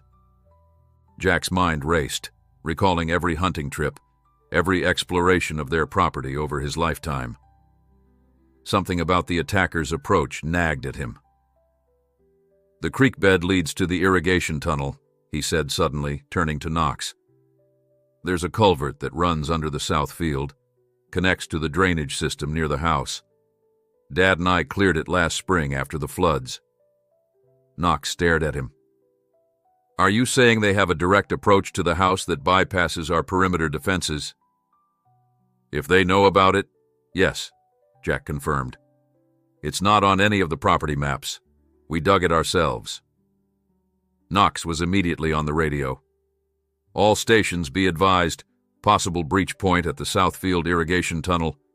Connects directly to the main house. I'm on it, Nash responded immediately. No, Jack interrupted. The access point is concealed. You'll never find it in the dark. He met Knox's questioning gaze directly. I need to show you. Knox hesitated, clearly reluctant to let Jack leave the relative safety of the farmhouse. This could be exactly what they want. Draw us out, divide our forces. Or it could be how they're planning to get to us, Diana countered. If Jack knows something, we need to use that. After a moment's consideration, Knox nodded. All right, quick recon only. We identify the access point, secure it, and return immediately. He raised the radio again. Nash, maintain position. Raven, we need cover for a quick movement to the Southfield drainage access. Jack's leading. Copy that, Raven replied. I have visual on the Southfield. No movement currently visible. Knox turned to Diana. You stay here. Barricade the door behind us. Diana nodded, moving to retrieve a shotgun propped against the wall. Samuel's hunting shotgun, Jack realized. She handled it with surprising confidence. Ready? Knox asked, checking his sidearm one final time. Jack took a deep breath, steadying his nerves. Ready. They slipped out the back door, keeping low as they moved across the yard toward the equipment shed. Jack led the way, his every sense heightened by adrenaline. The familiar landscape seemed transformed in the darkness, shadows taking on new and threatening dimensions. They reached the shed without incident, Knox constantly scanning their surroundings, while Jack searched for the access panel hidden beneath years of accumulated farm equipment. Here, Jack whispered, pulling aside an old tarp to reveal a trapdoor built into the shed floor. This connects to the drainage system. The tunnel runs all the way to the creek bed. Knox examined the access point with professional interest. Recent footprints, he observed, pointing to faint impressions in the dust. Someone's been here tonight. A cold chill ran down Jack's spine. They already know about it. Fall back, Knox ordered immediately, raising his radio. All stations, the irrigation tunnel is compromised. I repeat, irrigation tunnel is compromised. Possible hostiles already inside the drainage system. They turned to hurry back to the house, but a sudden explosion from the direction of the barn shattered the night. Through the window of the shed, Jack could see flames licking at the wooden structure, silhouetting Raven's position in the loft. Raven, report! Knox barked into the radio. RPG hit the east wall, Raven responded, his voice tight with tension. They're making a major push from the east. I'm repositioning. Cyrus, status. Engaging multiple hostiles along the south perimeter, Cyrus replied, his transmission punctuated by the sound of gunfire. They're well equipped, Colonel. Military-grade night vision, tactical comms, the works. Another explosion rocked the night, closer this time, followed by the unmistakable sound of automatic weapons fire. We need to get back to the house, Knox urged, pulling Jack toward the door. Before they could exit, the radio crackled again, this time with Zane's voice, pitched higher with alarm. Decrypt complete. You need to see this now. Echo's files. They're not just about Dragonclaw. They're about a mole inside our own organization. Someone who's been feeding information to Petrov for years. Who? Knox demanded. Working on it, Zane replied. Files corrupted, but I'm... His transmission cut off abruptly. Zane? Zane, respond. Knox tried, but the radio remained silent. Jack and Knox exchanged alarmed glances. Without a word, they moved toward the farmhouse, all pretense of stealth abandoned in the face of this new threat. As they cleared the equipment shed, a figure emerged from the shadows near the house. A tall, lean man dressed in tactical gear, his face obscured by the darkness. Colonel Knox, the figure called, his accent faintly Eastern European. I've been looking forward to meeting you." Knox froze, pushing Jack behind him as he raised his weapon. "Identify yourself." The man stepped forward into a patch of moonlight, revealing features that Jack recognized from the surveillance photos. Older, weathered, but unmistakable. "I think you know who I am, Colonel," the man replied, his voice carrying the casual confidence of someone holding all the cards. "The question is, do you know where Ghost is? Because I would very much like to conclude our unfinished business from Prague." "Petrov," Knox breathed, his weapon unwavering. "How did you get past our perimeter?" Dragonclaw smiled, a cold expression that never reached his eyes. "I had help, of course. The same help I've had for nearly 3 decades. He gestured broadly at the chaos unfolding around the farm. "Did you really think I wouldn't infiltrate your precious agency after Prague? That I wouldn't have eyes and ears in every level of your operations?" "The mole," Jack whispered, understanding dawning. "Precisely," Petrov confirmed, his gaze shifting to Jack with unsettling intensity. "Ghost's son, I presume. How interesting. I wasn't aware he had started a family." Knox moved subtly, keeping himself between Jack and Dragonclaw. "Whatever you're planning, Petrov, it won't work. Ghost is out there right now, hunting your men, one by one." Petrov's smile widened. "Yes, I'm counting on that. The legendary Ghost, emerging from retirement for one last mission." He checked his watch with theatrical precision. "But I'm afraid your old friend is about to discover that the hunters have become the hunted." Knox's finger tightened on the trigger, his weapon trained unwavering on Dragonclaw. Jack held his breath, caught in the surreal standoff between these aging warriors, one who had dedicated his life to protection, the other to destruction. "You won't take another step," Knox warned, his voice steady despite the chaos erupting across the farm. In the distance, gunfire continued to punctuate the night, accompanied by the occasional explosion as Cyrus's traps detonated. Petrov's smile never faltered. "Always the loyal soldier, Colonel. That's why you were never quite as effective as Ghost, too bound by rules, by chains of command." He sighed theatrically. "It makes you predictable." Jack sensed movement in his peripheral vision, subtle shadows detaching from the darkness behind the equipment shed. 3 figures silently taking positions, weapons raised. "Knox," Jack whispered urgently. "Behind us." "I know," Knox replied without taking his eyes off Dragonclaw. "When I give the signal, run for the house. Don't stop, don't look back." Before Jack could respond, Petrov chuckled. "Your confidence is admirable, Colonel, but misplaced. The house is already compromised." As if on cue, a scream tore through the night, Diana's voice abruptly silenced. Jack's blood ran cold, his thoughts racing to the irrigation tunnel they'd just discovered. Had the attackers already used it to access the farmhouse? "You're lying," Knox stated flatly, though doubt flickered across his face. "Am I?" Dragonclaw spread his hands in a gesture of mock innocence. "Perhaps you should check on Ms. Voss. I'm sure she'd appreciate the cavalry right about now." Jack's fear for Diana warred with his suspicion. Dragonclaw was trying to manipulate them, to separate them. It was a classic tactic, divide and conquer.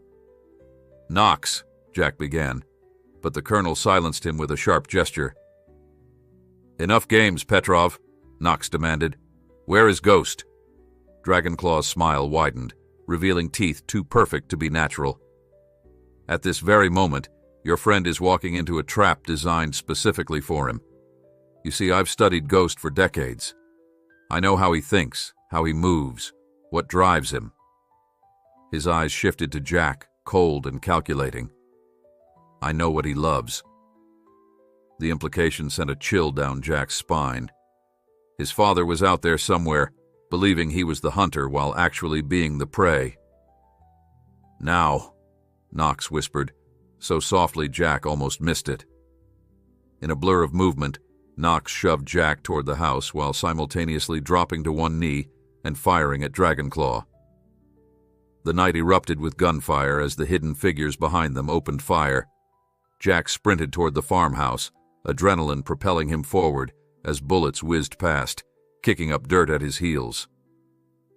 He risked a glance back to see Knox rolling behind the equipment shed, returning fire with practiced precision. Dragonclaw had vanished, melting into the shadows as though he were the ghost, not Samuel. Jack reached the back porch, wrenching open the door and diving inside. The kitchen was dark and silent. Too silent. Where was Diana? "Diana!" he called, keeping his voice low as he moved cautiously through the familiar space. No response. The living room was similarly empty, the shotgun Diana had been holding nowhere in sight. Jack's heart hammered in his chest as he checked each room, finding only signs of struggle. An overturned chair, a smear of blood on the wall near the cellar door. The cellar.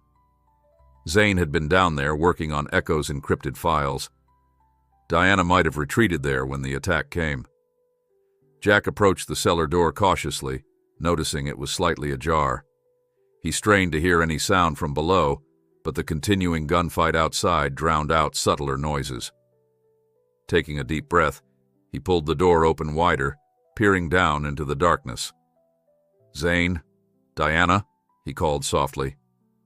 A groan answered him, barely audible, but distinctly human. Jack fumbled for the light switch, hesitated, then decided against it. Light would make him a target. Instead, he descended slowly, each creaking step sending fresh waves of anxiety through his already frayed nerves.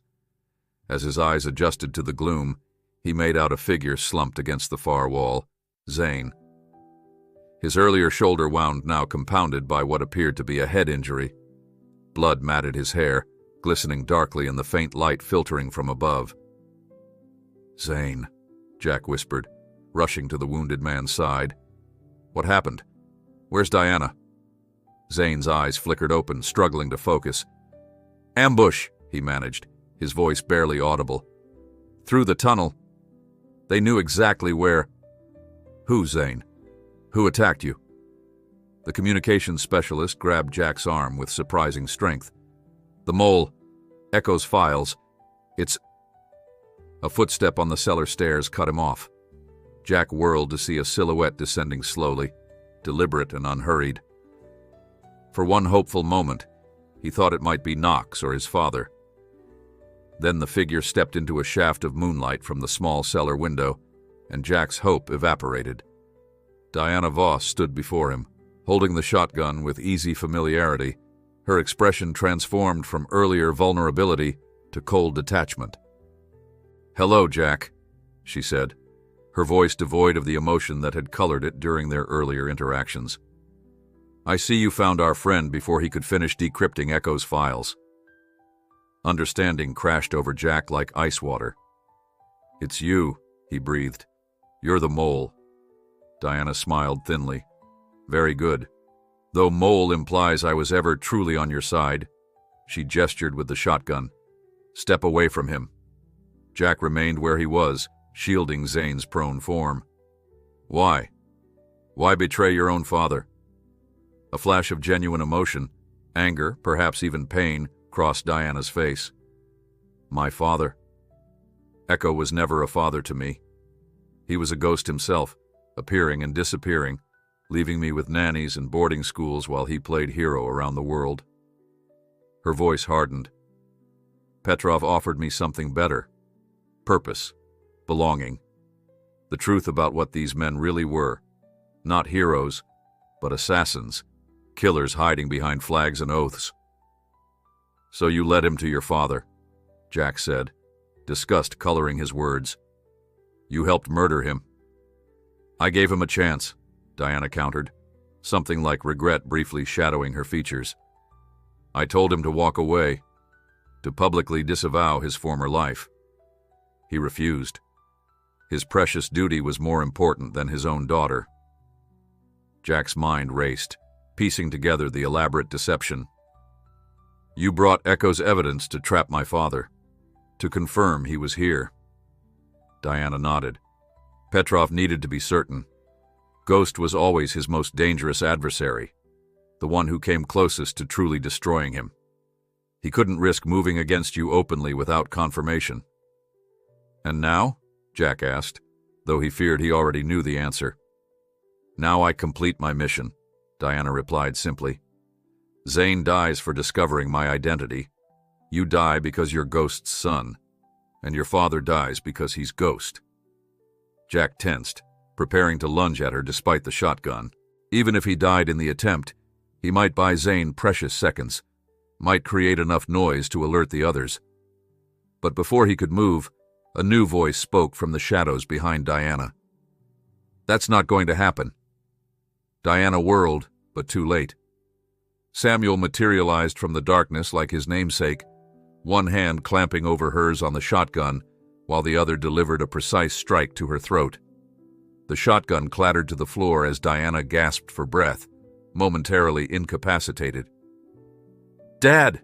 Jack exclaimed, relief washing over him. Samuel's eyes met his son's briefly before returning to Diana, whom he now restrained with practiced efficiency. "Are you hurt?" Jack shook his head. "No, but Zane is. He needs medical attention." Samuel nodded grimly. "Knox?" "Outside, last I saw.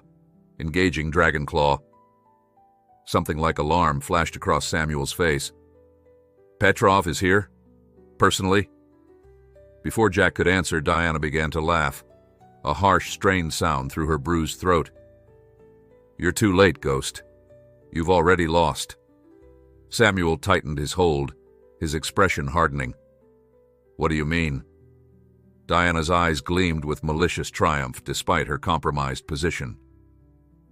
"Why do you think Petrov would risk coming here himself, after all these years in the shadows?" Samuel and Jack exchanged uneasy glances, both sensing the trap closing around them. "He's never cared about revenge," Diana continued, her voice strengthening. "This isn't about you, or Echo, or any of your team. It's about what you found in Prague, what you thought you destroyed." "The data drive," Samuel whispered, realization dawning. "The weapon schematics." Diana smiled coldly. "Not just schematics. Functional prototypes. Hidden here, on American soil, for nearly 3 decades. And now, after eliminating everyone who knew of their existence, Petrov is finally reclaiming them." "That's impossible," Samuel insisted. "The cache was destroyed in the explosion." "Was it?" Diana countered. "Or did someone remove it first? Someone who knew exactly where to look?" Samuel's expression shifted as understanding dawned. "Knox," he breathed, the name carrying the weight of betrayal. "The loyal soldier," Diana confirmed with mock solemnity, "who spent years tracking you down after Prague, who maintained contact with Echo and the others while you played farmer, who coordinated this entire rescue operation once he learned Petrov was moving against the team." Jack felt as though the ground were shifting beneath him. Knox, the man who had spoken so highly of his father, who had led the team to protect them, had been working for Dragonclaw all along. Samuel's face hardened into an expression Jack had never seen before, a cold, lethal focus that transformed him completely into the operative he had once been. "Where is Knox now?" Samuel demanded. "Collecting what he came for," Diana replied. "The weapons cache your team thought was destroyed has been hidden beneath this farm for 28 years, in a bunker you never knew existed." Jack's confusion must have shown on his face because Diana laughed again. "You didn't think your father chose this remote location by accident, did you? This farm was a CIA safe house long before Samuel Miller became its owner. The perfect place to hide something too dangerous to destroy, too valuable to surrender." Samuel released Diana abruptly, shoving her against the wall. "Jack, secure her. Use the zip ties in my back pocket. Then get Zane upstairs and try to contact the others." His expression softened momentarily as he met his son's gaze. "I have to stop Knox." "I'm coming with you," Jack insisted. Samuel shook his head. "If Diana is telling the truth, What Knox is after could kill thousands.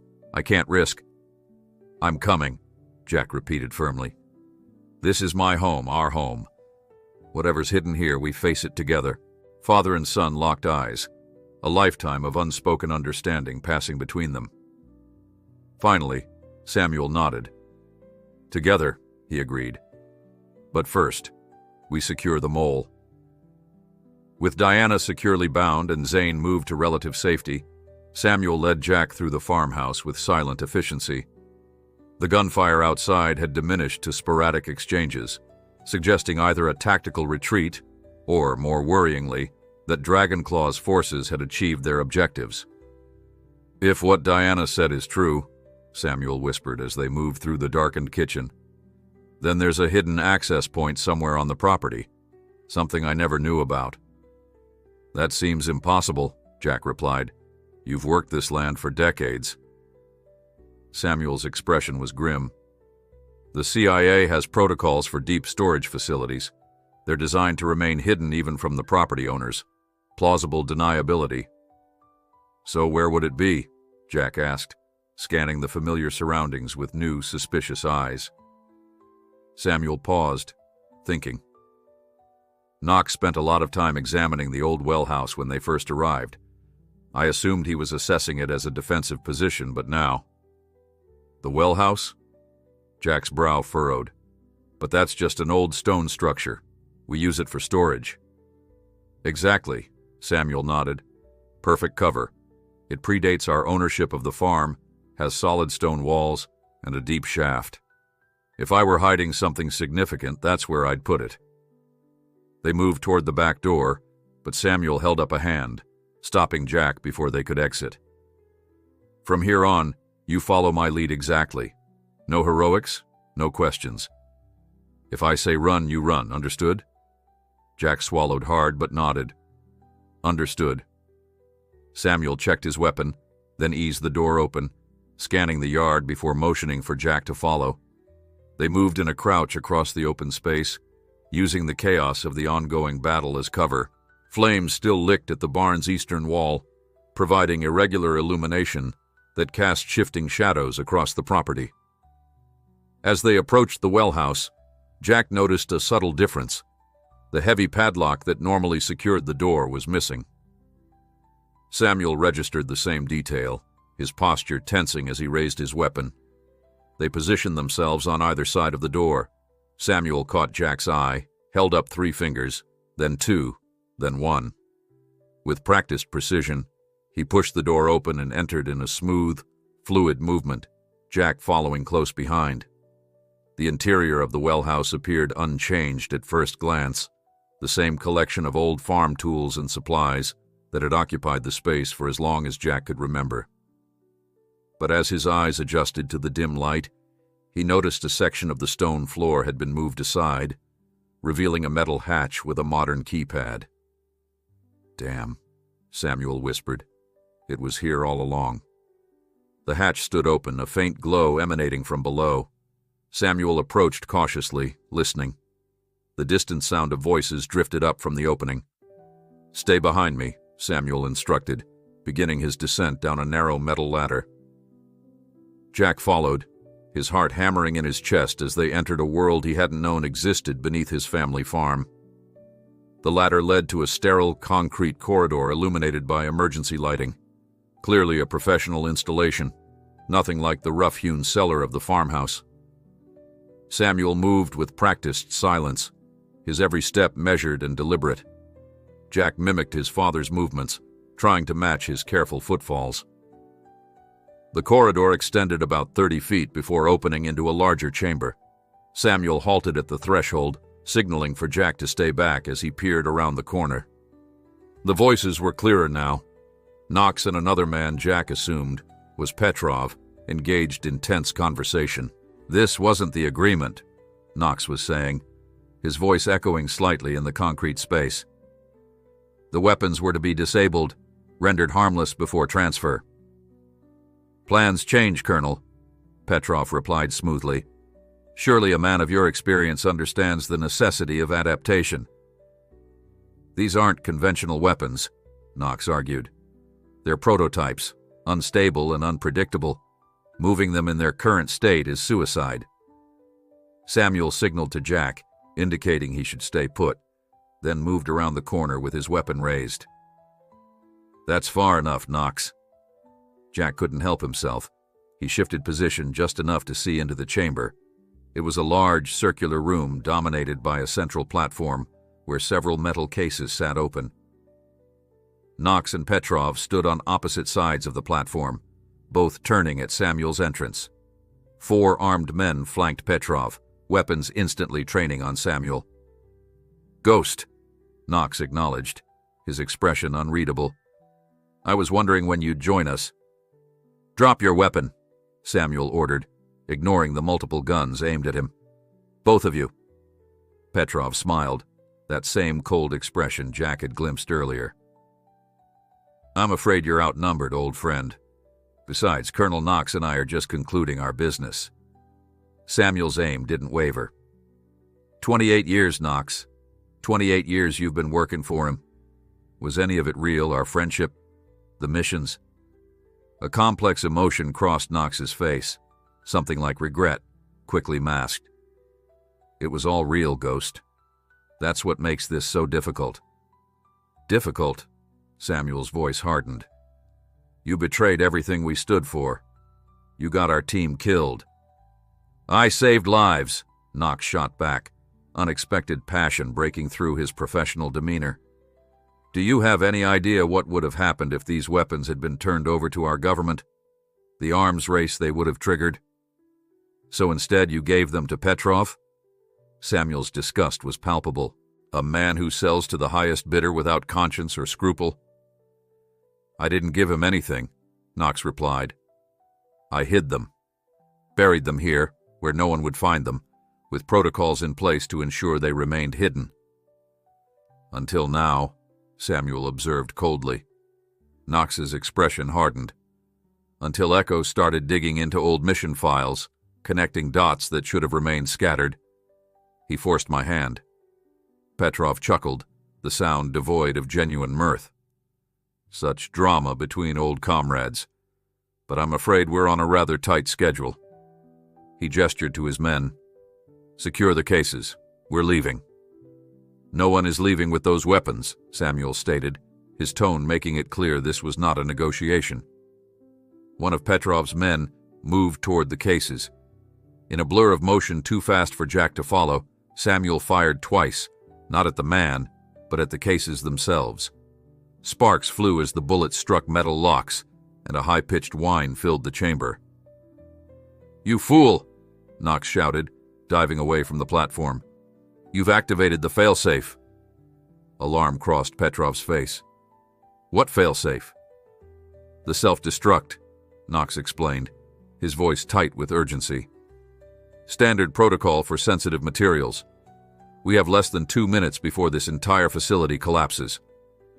Chaos erupted as Petrov's men abandoned the cases, rushing toward the exit. Samuel used the distraction to close the distance to Knox, grabbing him by the collar and slamming him against the wall. "You're not walking away this time," Samuel growled. Knox didn't resist. "There's no time, Ghost. The charges will bring down the entire structure, including your farmhouse. Get your son out of here." Samuel's grip tightened. "Jack is staying with me." "Dad," Jack called, stepping into the chamber despite his father's earlier instructions. "We need to go. Now." The momentary distraction was all Petrov needed. He lunged forward, a knife appearing in his hand as he drove it toward Samuel's exposed back. Jack shouted a warning, but it came too late. What happened next seemed to unfold in slow motion. Knox twisted in Samuel's grip, shoving him aside and taking the blade meant for his former friend. The knife sank deep into Knox's chest, his expression registering surprise more than pain. Samuel recovered instantly, swinging his weapon toward Petrov, but the Russian was already retreating toward a secondary exit Jack hadn't noticed before. Samuel fired twice, missing as Petrov disappeared through the doorway. "Dad, we have to go!" Jack shouted over the increasingly insistent whine emanating from the cases. Samuel knelt beside Knox, who was gasping for breath, blood spreading across his shirt. "Why?" Samuel demanded. "After everything, why take that blade for me?" Knox managed a pained smile. "Because you were right. About what matters." His breathing grew more labored. "Get your son out, Ghost. Do what I couldn't. Choose family over duty." A rumble shook the facility, dust raining from the ceiling as the first charges detonated somewhere deeper in the structure. Samuel hesitated only a moment longer before accepting the inevitable. With a final nod to his former friend, he turned and pushed Jack toward the exit. They raced up the ladder, emerging into the well house just as more explosions sounded beneath them. The ground shook, and Jack stumbled as they sprinted away from the stone structure. They had barely cleared 50 yards when the well house collapsed in on itself, the earth around it sinking as the hidden facility imploded. "Keep moving," Samuel urged, guiding Jack toward the tree line where Cyrus and Raven had established their positions earlier. They found the demolitions expert helping Tom tend to Raven, who had sustained a leg wound during the firefight. All three looked up in surprise as Samuel and Jack appeared. "Ghost!" Cyrus exclaimed. "What the hell was that explosion?" "Long story," Samuel replied grimly. "Petrov's men." "Retreating," Tom reported. "In a hurry about 2 minutes ago, like they got orders to pull out." Samuel nodded. "Petrov escaped. He'll regroup. Try again another day." "And Knox?" Tom asked, noticing the colonel's absence. "He won't be coming back," Samuel replied, his tone making it clear that explanations would have to wait. Dawn was breaking over the eastern hills, illuminating the damage to the Miller farm. The barn still smoldered, and the well house was now a crater of rubble. But the farmhouse stood relatively intact, a testament to its sturdy construction and the team's defensive efforts. Jack surveyed the scene, trying to reconcile the peaceful home he had known with the battlefield it had become. "What happens now?" he asked his father. Samuel placed a hand on his son's shoulder, his expression softening from the hard-edged operative to the father Jack recognized. "Now we rebuild. Together." "Petrov is still out there," Jack pointed out. "Diana too, if she managed to escape during the chaos." "They are," Samuel acknowledged. "And we'll deal with that threat when it comes. But for now..." He looked toward the farmhouse where Nash was emerging with a bandaged Zane leaning on his shoulder. "For now, we take care of our own." As they walked back toward the house, Jack felt a strange sense of peace, despite the destruction around them. His father's past had come crashing into their present in the most violent way imaginable, yet somehow they had survived. More than that, Jack felt as though he truly knew his father now, not just the quiet farmer who had raised him, but the complex, courageous man beneath. "Dad," Jack said as they reached the porch, "that night at Riley's, when I stood up for Tom, did you know then that it would lead to all this?" Samuel shook his head, a wry smile touching his lips. "No, but I wasn't surprised either. Standing up for what's right, protecting those who need it. That's who you are, Jack. It's who you've always been." He gazed out at the farm, his expression contemplative. "I spent decades trying to keep two worlds separate, but maybe they were never really separate at all." The sun climbed higher, casting long shadows across the land that had been in their family for nearly 30 years. Whatever came next, rebuilding the farm, preparing for Petrov's eventual return, reconciling the past with the future. They would face it together, father and son, farmers and fighters, ordinary men capable of extraordinary courage when it mattered most. After all, Jack reflected as they stepped into the farmhouse to join the others, that was the true legacy of the Miller farm. Not secrets buried beneath the soil, but the bonds forged above it, tested by fire and found unbreakable.